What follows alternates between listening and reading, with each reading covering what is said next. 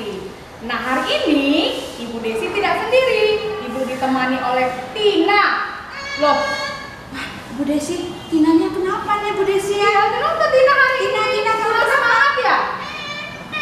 Tinanya kurang sarapan. Astaga, nah anak-anak, sebelum kita mulai kebaktian, harusnya kita sarapan dulu supaya kita kuat dan bersukacita. Dan yang paling penting Tina, hatinya yang harus dipersiapkan ya. Oke, mari kita sapa teman-teman kita Tina. Iya. Selamat pagi teman-teman. Selamat pagi semua. Ya, selamat pagi anak-anak ibu yang hebat. Nah, Tina, sudah hampir setahun loh tidak sekolah. Tentu kita rindu dengan teman-teman kita. Nah, tentu kita punya sahabat yang biasa selalu bermain bersama kita. Seperti roti dengan mentega. Yuk kita akan pujian. Anak-anak bangkit berdiri. Roti dan mentega. Ayo Amuris. Semangat ya. Tepuk tangan dulu. Ikuti gerakan dari ibu-ibu yang ada di depan. Mentega dan roti. Kau temanku, kita selalu bersama, seperti mentega dengan roti. Kau temanku, kita selalu bersama, Seperti apa? seperti celana Caranya. dan baju. Ku akan selalu mendukungmu, mendorongmu terus maju. Dan bila kau sedih, ku akan memelukmu dalam Tuhan. Kau temanku, kita selalu bersama, Seperti apa Tina? seperti mentega dengan roti. Ya, stop dulu. Sepertinya yang di rumah kurang semangat ya. Padahal Tina udah semangat loh di sini. Amori sudah semangat, ibu-ibu juga semangat. Nah, anak-anak, kalau anak-anak sendiri boleh ajak papa mama, kakak atau koko atau saudara yang lain ikuti kebaktian kita dan kita bernyanyi bersama ya. Masih tetap berdiri. Sekali lagi kita angkat pujian mentega dan roti. Kita dengarkan musiknya. Boleh tepuk tangan ya. Tina tepuk tangan. Yang di rumah juga tepuk tangan. Mentega dan roti. Asik. Puji temannya. Kau temanku, kita selalu bersama, Seperti apa? seperti mentega dengan roti. Kau temanku. Kau temanku, kita selalu bersama, Seperti apa? seperti celana dengan baju. Ku akan selalu mendukungmu, mendorongmu terus maju. Dan bila kau sedih, ku akan memelukmu dalam Tuhan. Kau temanku, kita selalu bersama, seperti mentega dan roti. Asik. Oke, anak-anak, teman-teman kita juga pasti merindukan kita ya. Nah, sebelum mulai kebaktian, Ibu Desi akan memperkenalkan pelayan kita hari ini ya.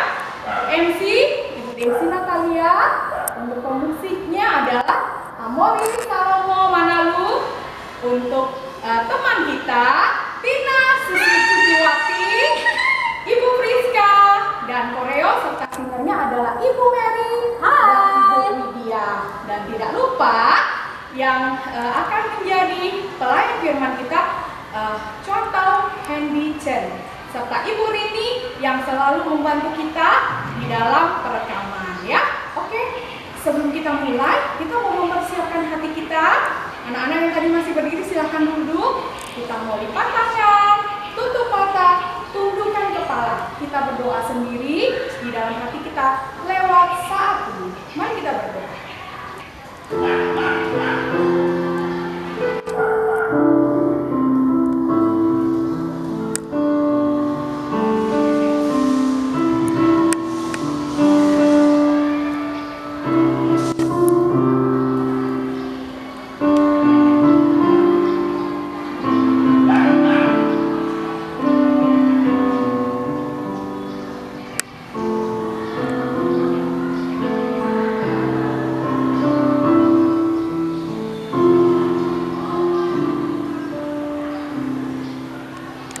Amin.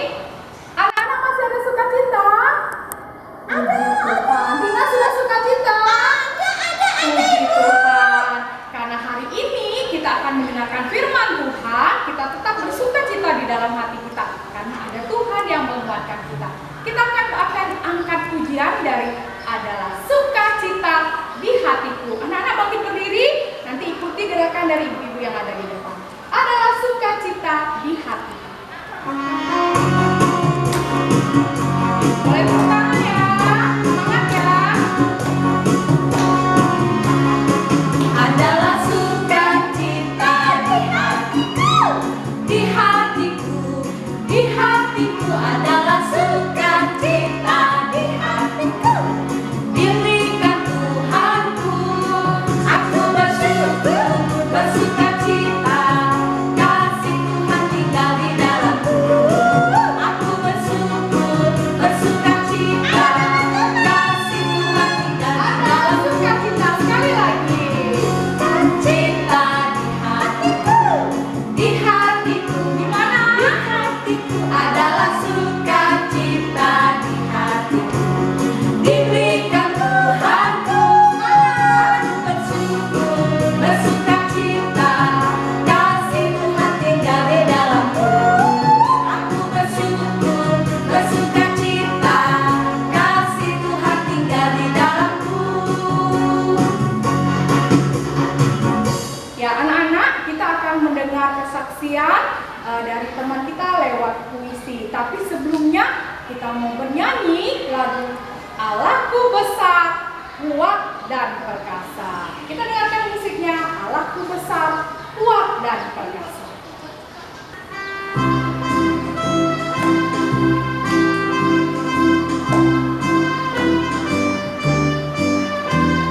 Dina nyanyi ya, yang kuat ya. Allahku besar, kuat dan perkasa, tiada yang mustahil bagi Dia. Ha ha. Allahku besar, kuat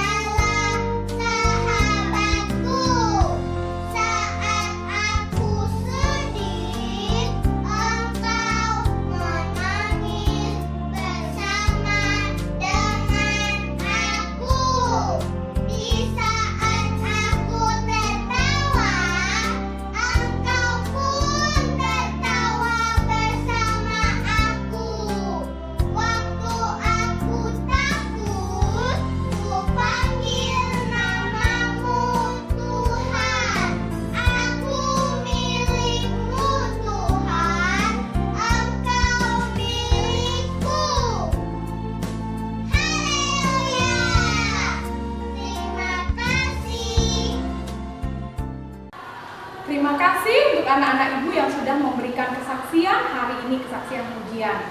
Nah, gimana Tina? Kesaksian pujian hari ini? Bagus. Wah, bagus ya Tina. Iya. Tina bisa nggak ya Bu Desi?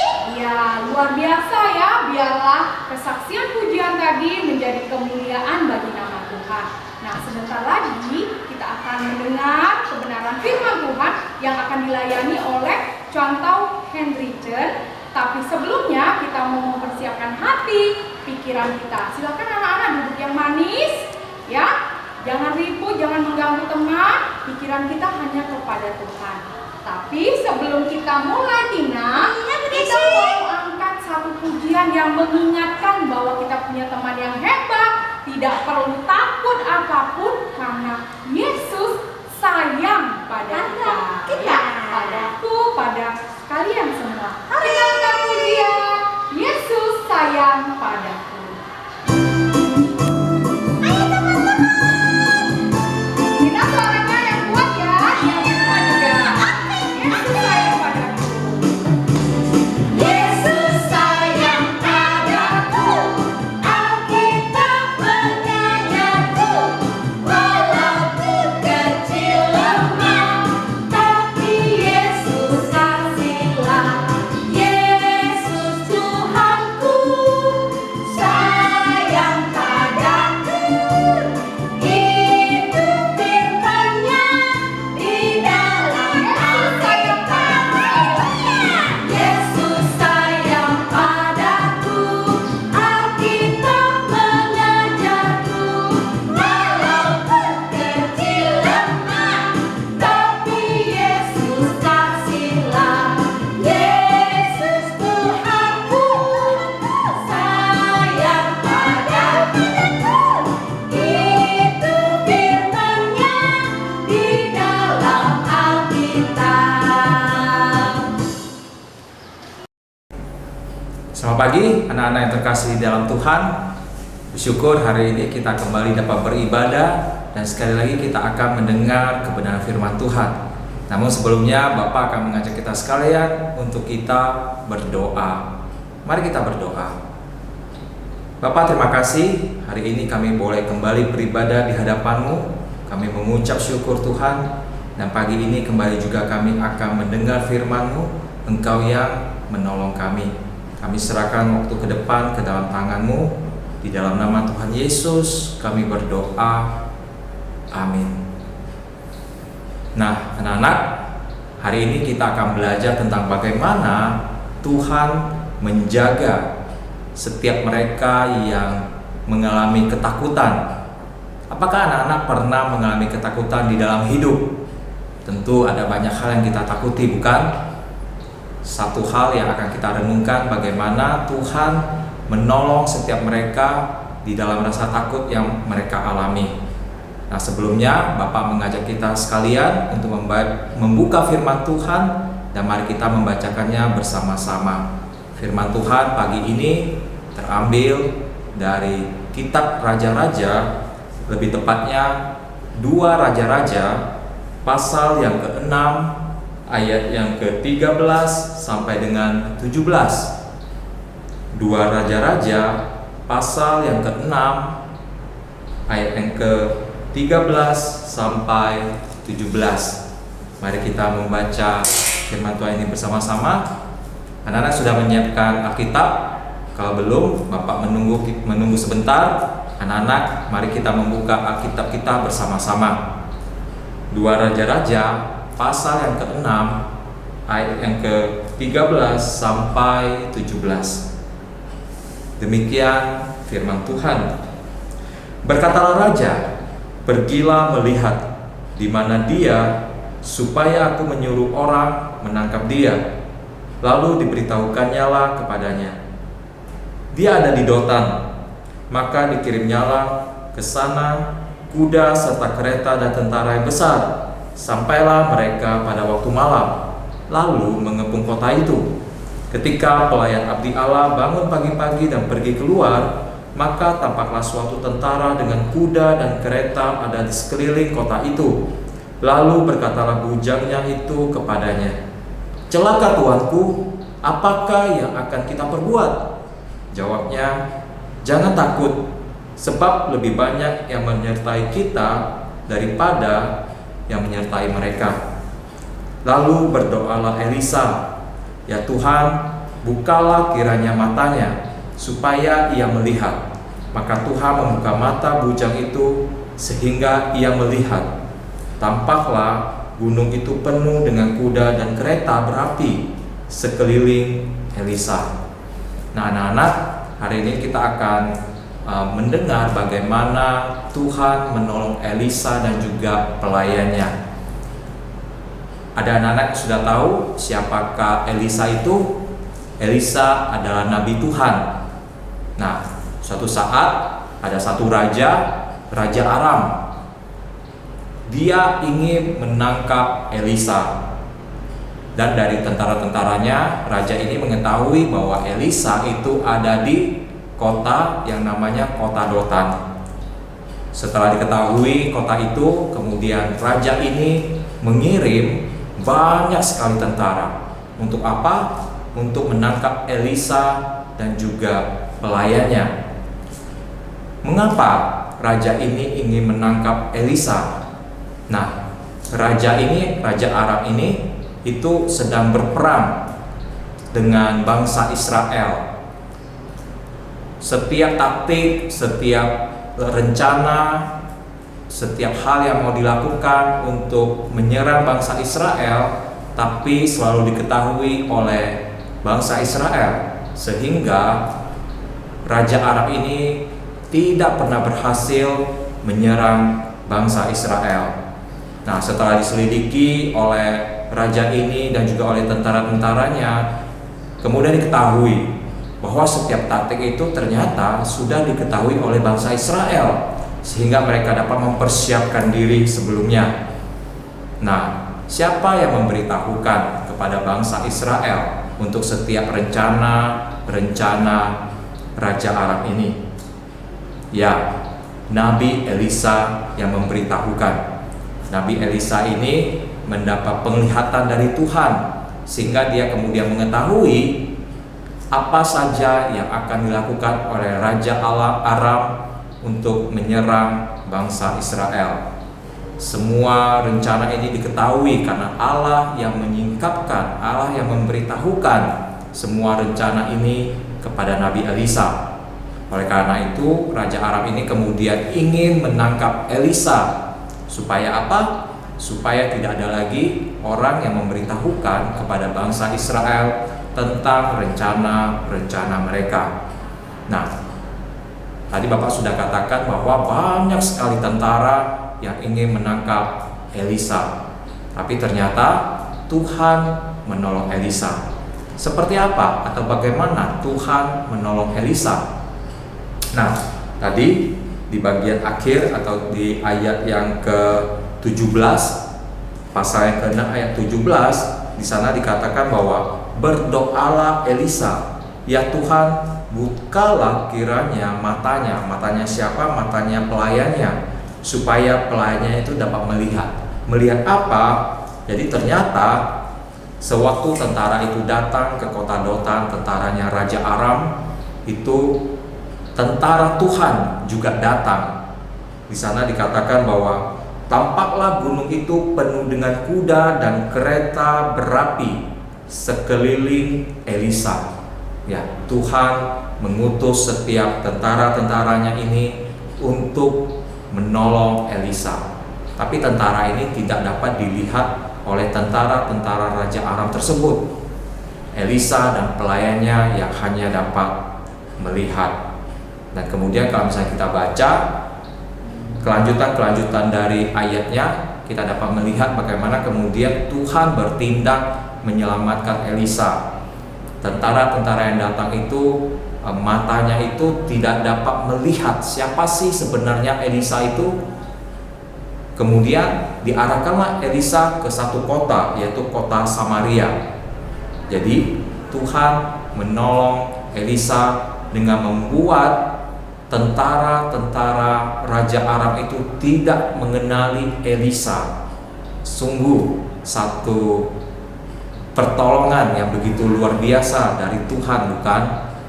Nah, melalui Nabi Elisa, Allah kemudian menunjukkan kemurahan hati dan anugerah bagi bangsa Israel.